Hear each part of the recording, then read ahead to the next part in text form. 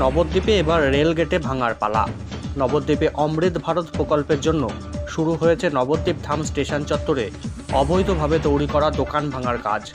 কয়েকদিন আগেই নবদ্বীপ ধাম স্টেশনের পার্কের সামনে কিছু দোকান ভেঙে দেয় রেল কর্তৃপক্ষ।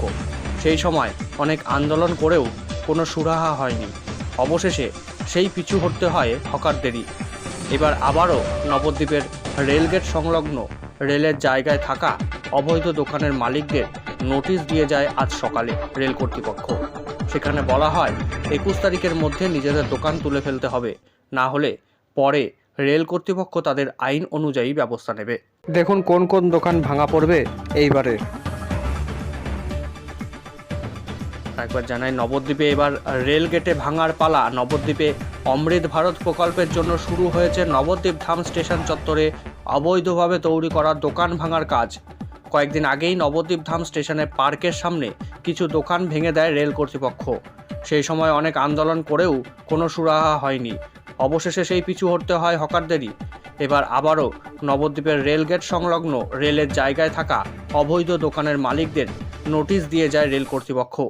সেখানে বলা হয় 21 তারিখের মধ্যে নিজেদের দোকান তুলে ফেলতে হবে, না হলে পরে রেল কর্তৃপক্ষ তাদের আইন অনুযায়ী ব্যবস্থা নেবে। দেখুন কোন কোন দোকান ভাঙা পড়বে এইবারে।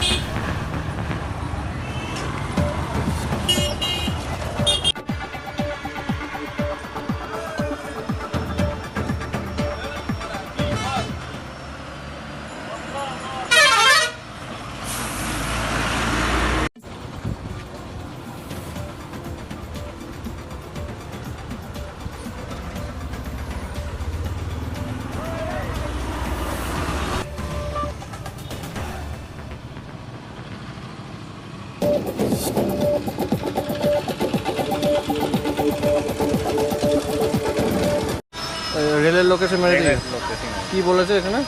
কিছু বলেনি, এমনি পোস্টারগুলো মেরে দিয়ে চলে গেছে, টাইম দিয়ে গেছে 6 দিন। আপনাদের কিছু বলেনি? এখনো কিছু বলেনি। যে আপনারা কত বছর ধরে এখানে দোকান করছেন? 40 বছর, 30 বছর। আমি তো 40 বছরের। এখানে মোটামুটি কতগুলো দোকান আছে? এইখানে 150-এর উপরে। সবকে রেলের কাজের জন্য তুলে। আপনার নাম কি? অশোক মজুমদার। কিসের দোকান এটা? ইলেকট্রিক।